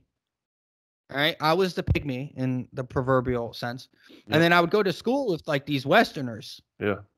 And very culturally diverse, black, white, Mexican, or Hispanic, Asian. Everyone was there. Men, women, old, young. And there was like, I think that's what made me like a rebel. I think that's what made me so different, is like, I looked at them as like these weak, like when I would go play football, whatever, like I wasn't afraid to get hit or to get messed up. But when I got to the South, it was a little bit of a different game. Start smoking weed, want to hang out more, I got westernized. But I look at these pygmies and what you're telling me is that it's a very simple thing. You don't need government. Most people are, and like, I'm not saying this could be culturally specific to them, but if you got people who can't probably read or write very well, or they don't know math, they aren't like these great philosophers. I'm not judging. I don't know, but I was saying like, they just figure it out. They do what they got to do. When you have a problem, you take care of the problem. You don't go through this like long or like arduous, is that the right word? Arduous process to determine if someone's a bad person or not through the state. They come together as a community, like, hey, I'm his lawyer. Like the guy, no, listen, he was really mad. The guy broke his favorite stick or whatever, like, oh, or the guy tried to rape his wife. Yeah, could be that. What are you going to do? What the heck are you? You're going to beat the crap out of that guy, maybe kill him. And that's not even you don't need a judge, but what happens when you get into the aspect, and this is what people argue, is what will you do without courts? That's an example of a community coming together and be like, well, what's the deal? What's the problem? Right? Like, well, okay, how do we figure it out? Does your culture support assassinating somebody or killing somebody? You know, does your culture support exile? And what does exile mean? You know, do you just like let them go out in the jungle or out in your state, like to roam free? Do you post their image and defame them? And because defaming doesn't, any defamatory, like defamation can be true. It's still defaming somebody at the end of the day, just to let you know. The legal defamatory may be a little bit different. It's defamatory plus is what we call it actually in the legal term. So defaming, like you could defame them across the country. Like when the FBI puts a wanted poster of this crackhead coke dealer guy. Oh, he's killed 10 people. That's defaming the guy, right? So you could do these things as a warning. But I guess I just want to take away the organized violence part of society. Get rid of the organization of violence. And people say, well, corporations will organize into violent groups or this, that. And I'm like, but there's more of us. We have to take away their legitimacy. The legitimacy of governance, I think, is the key. Yeah, I agree.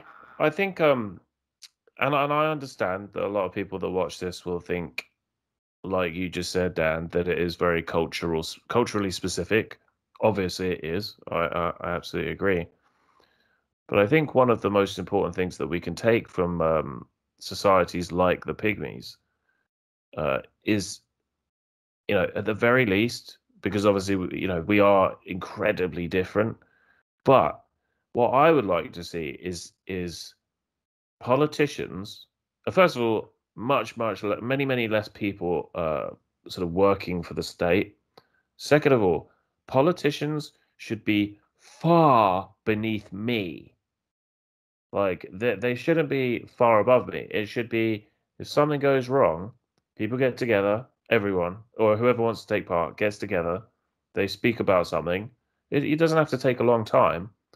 And then the politician should be literally like an administration assistant, like at most. And I'm talking about at most. Yeah. No actual legislative or real type of power. No. That should be ours. And they literally are just like, oh, okay, the people have decided this. And then we go see the people, we go see whatever they've decided to do. So say they've spoken to an army or I don't know, fucking whatever. We're like, what did they tell you to do? And they're like, oh, well, they told us that we need to do this training. Or we also need to buy some guns from France. And we're like, we didn't fucking say that. We said this. So that's what I want. At the very least, politicians should become administrators. I think you're right. I mean, well, no, because the idea that we elect some guy and then that guy gets to determine what I do with my life. Like, and then they build policy for you would be London for nationwide. Whatever happens in London affects the nation. Yeah. And it's like, no. Like me, it's like New York City, the big cities. We need to get control of guns in America, gun control. And it's like, bro, we don't have mass shootings every day in this part of the country. Yeah. It's you guys. You guys are the ones in your policies. And listen, I am far beyond dealing with my government. Like I'm done. I'm done with them. I know you are. Like I'm done with them in this sense. But like you look at, and this is where I disagree with you, just slightly. You say like culturally, like, you know, we're not different. The psychological process does not change between the Pygmies. I agree. And us. There is that human, because like they are living in a, listen, I don't want to live like a pygmy. I don't want to. So I have to accept certain sacrifices like that, right? But that doesn't mean I have to sacrifice my freedoms. I don't have to sacrifice my freedom of thought and intellect and be able to form my own ideas and opinions without the fear of retribution from my government. Like that's insane. They go, like there's a guy in Pygmy land or Pygmy village. And he's like, you know what, guys, we should form a government. And they go, why?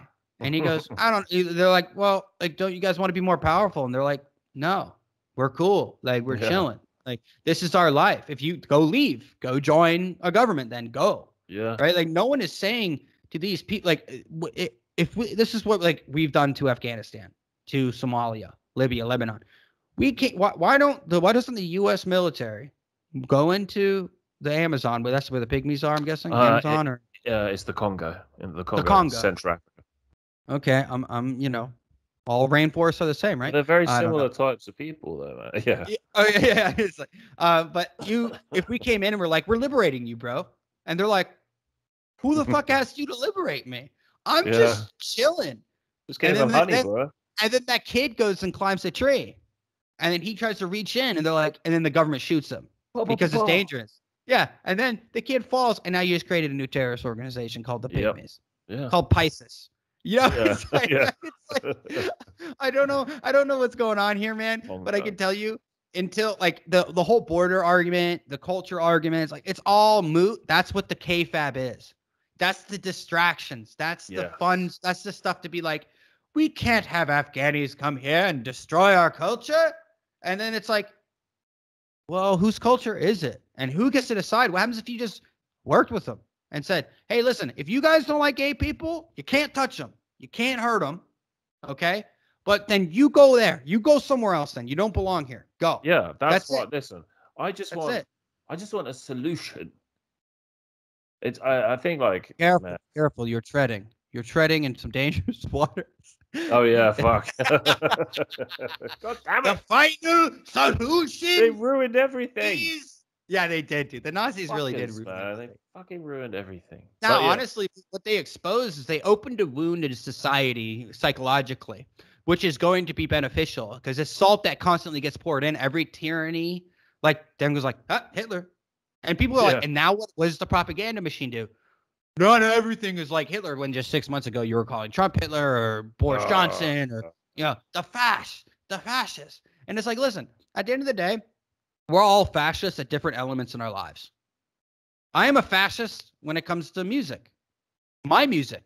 I am a tyranny. I'm tyranny, dude. I'm ultimate control over my domain. You're a tyrannist. I'm a Tyrannosaurus Rex. I'm in this motherfucker, dude. I'm wearing a cardigan. It's hot as fuck, but because I fucking want to. I'm a tyrant. I think Jordan Peterson said something. He said, "Don't be a master or a tyrant or a slave to yourself, right? You got to be able to let yourself explore, be fun, be weird, challenge your government, challenge your neighbor, challenge or be friends with your neighbor. Do whatever you got to do. Like I'm looking at it as people say you need to not be so aggressive because you won't get people on your ideas. First rule of being a man. First rule. This is one of the top rules. If not, this is my first rule. I'm lost. I got big balls, but the other thing's fine. It works. It works. Okay. It's 4.5, but it's thick. You know what I mean? It's thick. I got you. That's also from 30 Rock. Alec Baldwin. Thank you. Yeah. His assistant walks in and she whispers something in his ear and he goes, yeah, just tell her it's 4.5 inches, but it's thick. And then she walks away. It's the funniest thing. Alec Baldwin's great in that. Too bad he's an SJW piece of shit. Yeah, but it's heartbreaking, isn't it? No, it's not heartbreaking. No, but he is funny. But he's an asshole. Yeah, they're all pieces of shit, dude. They're just human beings, just like you and me. But they have they're pieces of shit. They're turds. They're turd nights. Like you and me? Yeah, we're turds too in different ways, I'm sure. To other people, they probably look at us as these white supremacist, butt-licking savages. Yeah, you're right. They'll just say something, But the idea is, oh shit, where was I going? 30 Rock. Oh, first rule of being a man. First rule of being a man. Yeah. Be fear. Make people afraid of you. Then people will respect. And like what I mean is, like, dude, when you meet a guy, you can tell when you meet a bitch. Like that. You're like, oh, this guy's a bitch. Like you just feel it, and you don't respect him. And that was a big problem for me. Is my arrogance, right? Arrogance would come off, and that was always something that people had a hard time. I'm a person to grow to love. But there wasn't a lot of fear until I started popping people in the fucking face. Fucking pop your ass. Hey, dude, I'm going to tell you right now, the first time because I stood up for myself. I got that fear is respect. When you respect a man, there's a little bit of fear there. Like a little bit of like, ooh. That's why it makes it so hard with brothers, because you fought each other or whatever. I personally believe that like you see someone slights you in a way, like when I was at my jiu-jitsu first night, second night, whatever, my jiu-jitsu instructor said some sideways shit about the military, calling people stupid because he's helped. I'm like, no, you don't get to fucking say that. What a cunt. Yeah, but no, he's not a cunt. He's an idiot, and I set him straight. And after that, dude, sucking up. Oh yeah. Yeah, because he was like, no, because I was like, listen, man. A 4.5 inch. serve? And he's like, no. Then I'm like, you don't get to fucking say that shit then about my boys. Like, don't do that around me. Yeah. And that was, I didn't make any threatening, but what did that do? That's respect. That's fear. That put a little fear in, like, in his heart. He's like, whoa, I'm not used to being talked to like this. Yeah. So there's a respect. And then the visual appearance comes. That visual appearance. How do you look? You know, do you take care of your body? Do you look like you're physically dominant, a demanding person? What's your body posture? Your language? Are you smart? Are you educated? Like, these things like that automatically come out very quickly. The first 5 minutes of meeting someone, for most people, you can determine if they're an asshole, if they're smart, if they're nice, if they're empathetic, if they're a pussy, if they're strong or weak, whatever.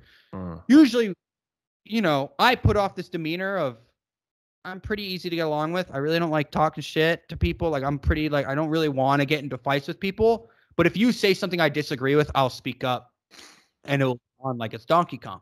So I think as men and women too, but women, you know, listen, you don't have rights. Okay. You don't have rights. I'm an Islamofascist. I'm kidding. I just think that no man has a right to anything. No woman has a right to anything.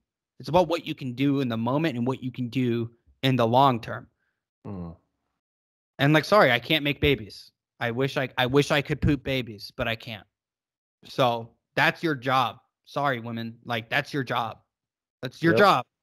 That is what it is. Like, I pump cum, you shoot babies. Sounds like a deal. But I might have been a little bit. So let me. I just want to talk very briefly about, you know, obviously kayfabe. I feel like in both of our countries, we're in this strange position where, and I'm sure you'll correct me if you disagree, that like social media has led these people, you know, that are in the government to think that, for example, most people, you know, think that kids should be allowed to have like trans surgery or trans medication or whatever. I'm just using this one topic. I really don't give a fuck that much, but just as an example. And so you now have people on the left, at least in my country, and I would probably say in the US as well, where a huge majority of them are kind of now taking that position because the squeaky wheel gets the grease. But now you have so the left are actually quite aggressive in the kayfabe, and then you have the right in both of our countries, where it's like, you know, 60% of them are just completely playing along with the kayfabe and are not doing anything. They don't have a storyline. The right, like the conservatives in both countries, they're always the fucking heel. They're always the heel in kayfabe, and the left, they're always like the, you know, the hero or the character, the honorable. Yeah, Like, yeah, they try to present themselves. exactly. Like Yeah, exactly. And that's just flushing us further down the fucking toilet. And until we have oh, sorry. I just want to say it's they both understand what they're doing. That's the kayfabe. The Republicans know what's going on, and so the Democrats, they're like, this is all going to one goal. It's all scripted. It's a work. They're putting their work in, right? And then sometimes you got the shooted work, the work shooted, I think is the whatever it is, the work shoot, whatever they called it for the rest of them. Like, hey, dude, listen. We know Biden's gonna fuck this up. Okay, Biden's fucked this up. We are on you. We know this is conversation behind the scenes. Listen, we know.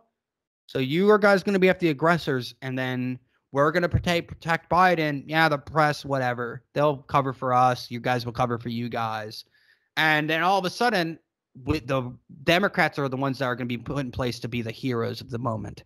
So like the Republicans will play the heel eventually, blah, blah, blah. But like they all know this.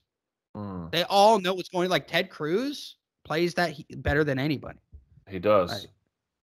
But it just feels like that the conservatives in both countries, and especially in Australia, god damn, like they have a conservative party in power. And it's like 1984 up in that bitch. There's no difference. Listen, this is my point. Before it's too late, every government, they're coming for you. They're gunning for you. They want you to be subservient. This has nothing to do with, like, you guys are really screwed. Because in your country, as far as I understand it, you're given rights. Your government gives you positive rights, is what they're called. They say, these are your rights. That's what in America, it's the reverse. We have negative rights. Okay. That means they can't be taken away no matter what. Like, technically, that's the idea, is that in our culture, the government can't just step in and step on my First Amendment. That's why you see a really defiant culture in the States. And same with the UK. I mean, they do, but I'm telling you now, like, I want to elect more socialists and communists. I want to elect more extremist radicals. I want the most radical people to be in my government to destroy itself. I want people to see what they really want. I want it to happen. I think you would be sorely displeased, because I don't think it would destroy itself. I disagree. Okay. I think mainly due to this, because in our country, culturally, we're a very defiant group, much like what you're seeing in Greece. Like, look at all these people. They don't have guns. These people do not have guns en masse. We fucking do. And the question is, anybody that gets in power, they think they really run shit. They don't understand the situation that they're in. And it's the same thing for the military. They don't understand the situation that they're in. All I can say is, I'm not advocating for violence, but violence begets violence, and the state is always violent. So the question is, it's organized violence. It's the only difference. It's like, why would I want to give this power up to anybody? Because I don't believe the power should exist, period. But people need to wake up now, because our government is like China. They're the exact same. They just use corporations as their cover. They let corporations operate in a fascistic way in destroying our. Oh, dude, yeah. I don't think they're exactly the same. No, they are. It's called fascism. It's literally the lucrative merger of corporations, corporate power, and state power. But what I mean by that is, so I was about to use a car company. Do you have Renault in America? Probably I don't not. know what the hell you just said. What the hell is that? It's a French car company. Ford and Chevy, homie. They own Nissan, or as you would call them, Nissan. Nissan. Yeah. Anyway, so if you have, okay, fuck it. Let's say that. Okay, let's use Lotus. Let's use a British company funded by the Chinese. So if Lotus goes to China, then they have to give the Chinese government a 20% cut and put 2 of the CCP on their board of directors. But if Lotus goes to America, they don't have to give the American government a 20% cut on top of the tax. They don't have to give them that 20% and then pay tax. Well, isn't the tax the same thing? No. Like in China, your first 20% is theirs, and then you pay tax. So Right. 20% of every company, including Apple and stuff like that, is immediately the ownership of the company. You know this. Yeah, I know. Yeah, cool. So 20% of the ownership of Lotus, if you're in America, is not the government's. Yeah. So is that not different to China, where 20% is? It's the exact same. But how is that the exact same? I mean, like, okay, they may not pay the government directly, but when Pfizer gives, $2.7 million to Joe Biden's campaign, I mean, like, I'm just saying they're not the exact same. You said they are the exact same. They are the exact same. But that's not the exact same. It is. It is. The end result is the same. I don't care what the nuances in between. The end result is the same. The end result is tyranny. Okay. Because it would be like, why doesn't the government stop Facebook from censoring people, right? Is it really because of their rights as a company, or do they like the people that they're censoring? Do they actually like the things that they're doing? That's the question. Why would the government let them continue? I don't think I can answer that. I think it's super simple. It's simple. It's control of information. Oh, yeah, I agree with that. Where are all these people that worked in Google now working for the Joe Biden administration? Yeah. Absolutely. Dude, that is the lucrative merger. They may not be on the board of directors, but they're swapping people back. How can the guy? But you're using an example where that has happened, whereas I'm saying, like, not every single company in America has to give ownership of its company to the government. Every single company, yes, if they want power, yes, they do. Amazon, No, not you if they want cannot. power. It's You just can. every single company. They do. They have to pay taxes. That's Yeah, giving it up to the state, but and then not they have to pay ownership of the county company. taxes. Then they have to pay state taxes, But depending on the you're. state. No, listen, it's I feel theft. like It's theft. They are coming in and then they regulate you. They're saying the government is just as I involved in our agree. businesses. Listen, this is my greater point. Like, look at Pfizer. The ex CEO, board of directors guy on Pfizer now is in charge of the FDA. Yeah, that's One more. fucking insane. Like, it's the same thing. It's the same thing. Then But we have not- lobbying groups that pay millions of dollars to financial compensation or special interest groups due to campaigns of. It's the same thing. It's just not. Yeah. It's not the same structure, but it accomplishes the same task. I'm not disagreeing with that. Yeah. I'm just saying, fuck it, man. It's semantics. It's semantics. I'm Yeah. just saying, like, the nuances may be different, but the end result is the same. I agree. And that's the problem. So, like, the thing is, they're not the exact same. They are the exact. How could you be saying this? You just said. So there are nuances. What matters more? Okay, the end result or the process of how you get there. Honestly, to me, the end result is the only thing that matters. I don't care. Like, I could say that I'm free in this country, but then if I go smoke a joint in front of a cop, I get arrested. That's not freedom. And then you can go to China and you can smoke a joint and be arrested. The end result is the same. Maybe you get beat a little bit more in China, or this happens, or whatever. Their prison system may be different. Their legislative process may be different, but at the end of the day, they accomplish the exact same task. It just with different processes. Yeah. It's kind of like if I can create water, okay, in two different processes through two different methods, do I not still get water at the end? You do. And that's what I mean. That's all I'm saying. Water's water, dog. Tyranny's tyranny. So, maybe there's like concentrated water or something. I don't know. Whatever. I don't know, dude. I'm not a fizz guy. I don't know shit about water. I just drink it. Do you find it? Let me rephrase this. Do you find it interesting? What just came out about Pfizer and the court case in Nigeria. Is this something we can talk about online, or is this going to be like? Oh fuck yeah! Because I'm telling you right now, we got banned for 2 weeks for stuff from a video from 6 months ago. Really? Yeah, $2. Yeah, we got banned for 2 weeks. So we got one more strike, and then we're done. What? Yep.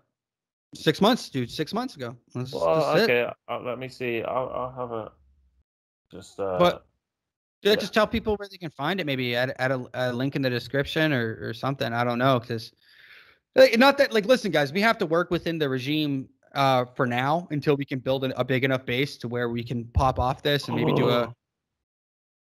Oh my god! I'm fucking putting a link for that in there. I didn't realize it was that bad. Jesus Christ! Yeah. Well, look what happened to Japan. 1.63 million. Let me try and make an analogy. Okay. So just say it without using specific words. I will. Yeah.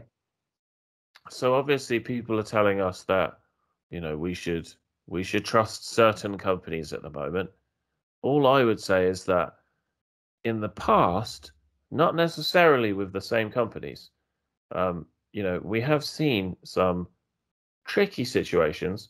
For example, not necessarily the same company brought a product out in a country in Africa and paid off a group of politicians and doctors and scientists to pass this product as legit and safe.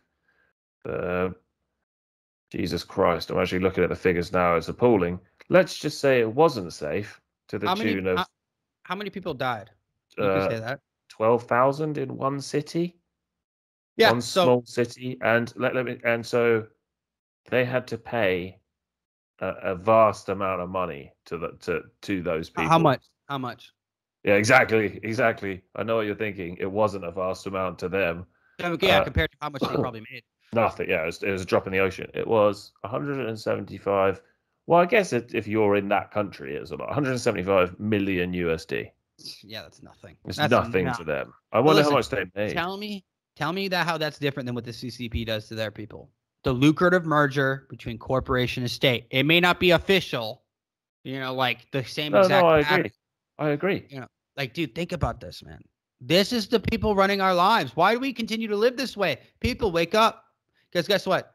Whatever happens, happens, man. Whatever happens, happens. I would rather live in a world that's way more dangerous, like the pygmies, than Pygmy like crew. in this illusionary of what is that? Pygmy crew. Pygmy. Pygmy crew. The double white power symbol, Yeah. white pygmy power Oh yeah. or something. Pygmies. Yes. Pygmies. Pygmy. Pygmies. I see you. Pygmies. I see you. I see you, Mr. Pygmy Man. But no, like I would rather be a dude. There's many times I would rather be a pygmy. no, I mean 100%. the question is this: can we maintain our society without government? Can we maintain a current level or standard of living that people like? That's the question. Can we accomplish those tasks? The answer is I don't fucking know. I don't know. That's good of you to say that. I don't know, but I can say this Yeah. is it might be worth a shot because the Yeah. road that we're heading down It's is a dark not road. it's not dark. It's well lit. They are not hiding anything. This is not a dark road. This is a well lit road with signs, and every couple miles it's like, hey bro, like take this detour. That's anarchy. And then there's like all like the decrepit, like broken down, like closed signs for communism and socialism. It's like, oh, we've been down there, dude. Like, let's like instead of giving the state more power, like with socialism and communism, having them like, because we have communism in the United States. It's the Federal Reserve is communism. It is this well-regimented, just siphoning machine of wealth, and it just goes to the top guys. So the question is, let's get rid of it. Let's just do something different. Yeah, like I just think we could do it peacefully. That's the only thing. I think we could legitimately do it peacefully. I think a significant portion of America, and I would say, for whatever this matters, in terms of physical space, I think you're talking like 90% of America could do it peacefully. I genuinely agree. I genuinely believe that. The cities have always been a problem.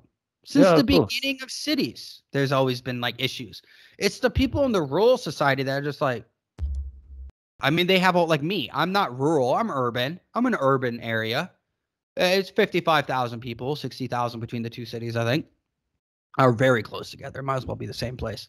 Yeah. But you just sit there and you're like, what's going to happen here if we get rid of police? Nothing. Nothing is going to happen. Yeah, suicide, violence may go up for sure.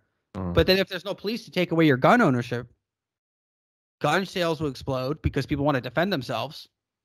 And then you have a way to defend yourself. Like my little brother, when I was home, I'm pretty good when it comes to close quarters battle. That's probably my strength. That's my real strong suit. It's like close quarters battle. And then probably close quarters. I don't want to say like sniping. I'm pretty decent. Okay. And then maybe small unit tactics, urban maneuver tactics and stuff. I'm pretty good at that too. But you just sit there and go, like, he was blown away.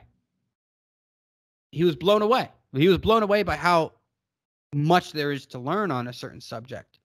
And I think Martyrmade says it best. He's like, if you don't read 60 to 70 books on one subject, one part of history, one era, like you're barely getting a glimpse. So that's what I'm trying to do. People go read things that freak you out, read things that challenge you, put yourself in the shoes of these people of history. Instead of sitting here going, well, how do we make it better? And like, I'm trying to find, this is why we have this podcast, right? Generation Y. This is why we have this show, is because the questions need answers. So we got to keep digging. And I think we're going to do it, man. I don't know. I mean, they may jail us someday. It could happen. Yeah. Yeah. Maybe well, not. I mean, Or if I would say, like, if people are watching stuff like this, then they're 50% of the way there, because the biggest you gotta problem. Share it with your friends, man. Yeah, 100%. Yeah. You know, and don't go into debates with people. Don't do that. Don't go into debates. Have conversations. Yeah, I agree.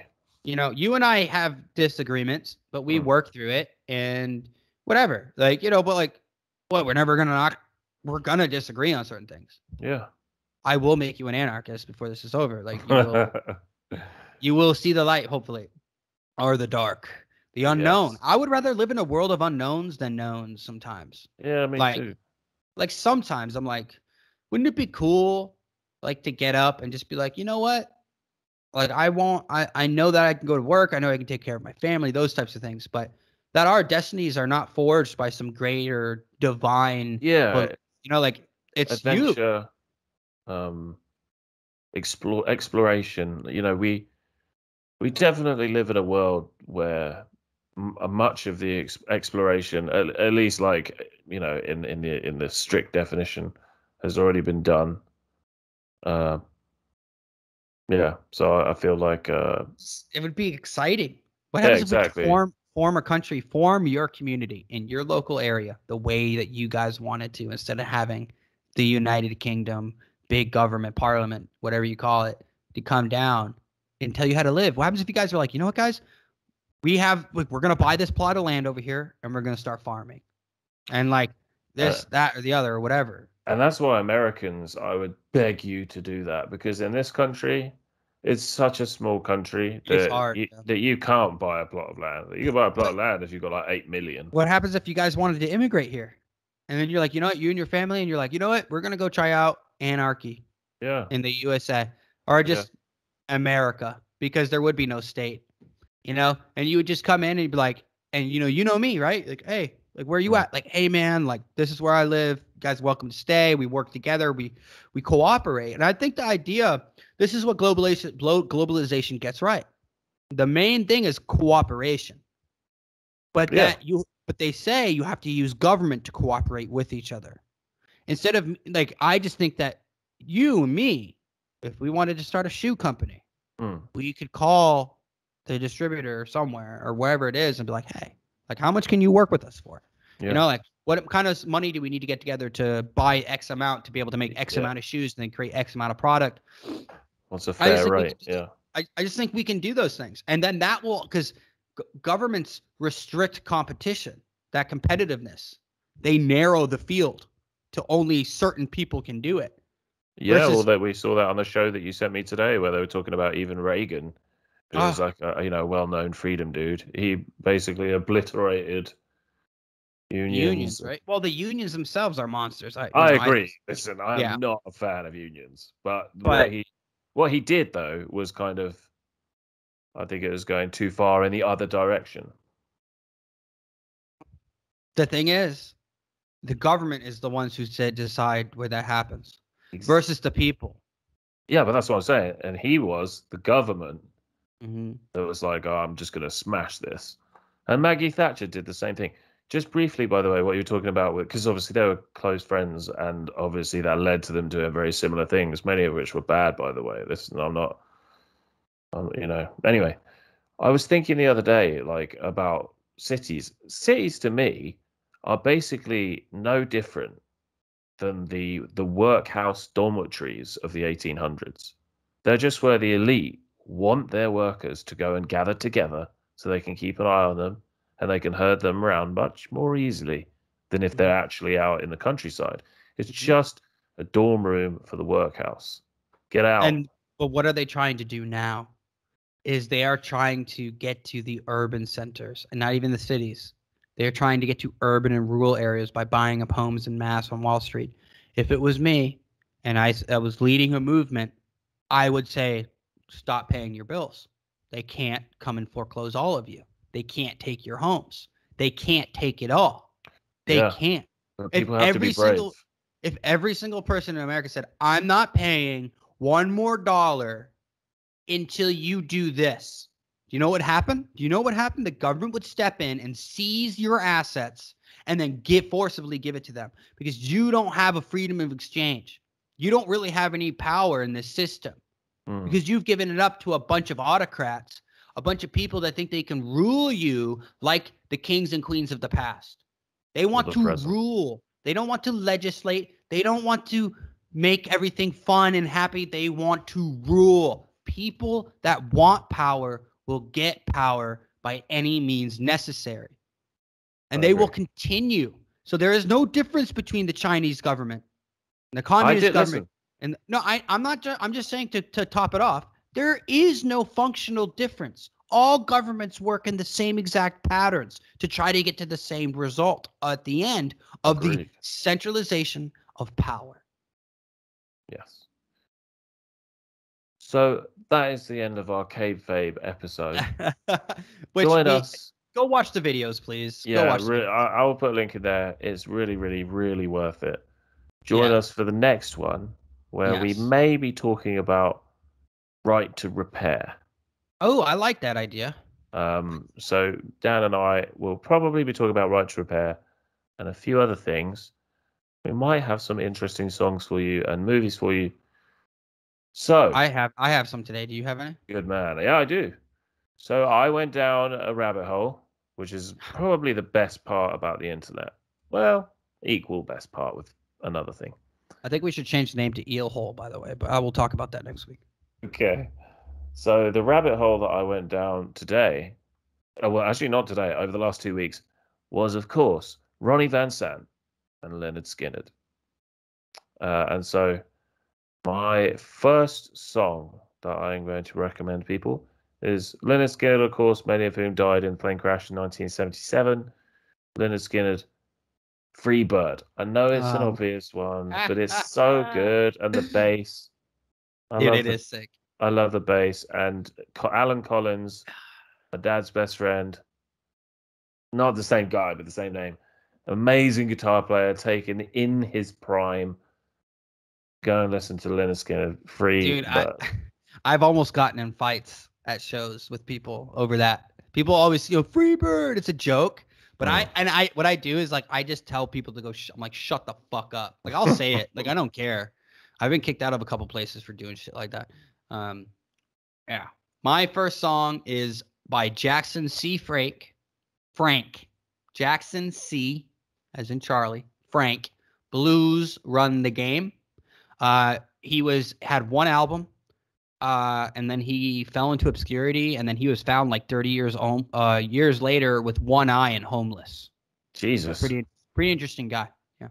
Yeah. Okay. My second song is going to be.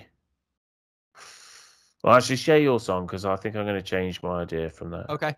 My next song is by Davy Graham. Davy is spelled D-A-V-Y, no E there, and Graham, Graham. And the song is called Angie, and that's not necessarily the Rolling Stone song, but it's A-N-G-I. Honestly, one of the best guitarists to ever do it. One of the best folk blues guitarists to ever do it. I mean, the guy's a genius. Basically, Led Zeppelin stole like a bunch of his riffs. Jimmy Page did. And for the song Black Mountainside, I think that's what it is. Like Black Mountainside, it's like a weird name. The literally like the whole entire song is stolen from Davy Graham's She Moves Through the Fair and Mustafa. Yeah. I think that happened a lot more than people realized back then, because there was no internet. It was easy. Yeah, exactly. Like if you took a song from like a small, like if you're, I'm gonna do myself or my own countrymen a disjustice, but just as an example, if you're this enormous, Rolling Stone, I don't mean the literal Rolling Stones, but you're this Rolling Stone of, you're this huge rock band, you've come over from the UK, the Americans love you, they're copying your haircuts, they love your songs, and you hear some dude like playing a sweet riff in like a small Alabama town. Who the fuck is gonna know that you took that? Yeah, Bob Dylan, House of the Rising Sun. House of the Rising Sun. He stole it. He stole it from a guy sitting in he was watching some dude just play. Well, that wasn't that the House of the Rising Sun was the Animals originally. No. No, was it not? No, it was Bob Dylan. Bob Dylan was the first one to really put it out there on his first album, which was a minor success or pretty major actually, I think. But like compared to his later work, not as major, but yeah, it was Bob Dylan who first recorded it and sent it out to the world. Then the Animals covered it. And then I can't remember the original guy's name, but Bob Dylan, I think like paid him. Like he had to pay him because they found he had the lyrics and everything or like previous recordings or something. Okay. Interesting. I didn't know that. My second song is because these guys all went to the school near me, and that my mum used to teach at, and it was Pink Floyd, Another Brick in the Wall. I was also homeless with one of them. Really? But yeah, I was. I can't even remember the dude's name. My mum's always reminded me. But the guy that lost a bet and had to drink like a glass of acid, LSD.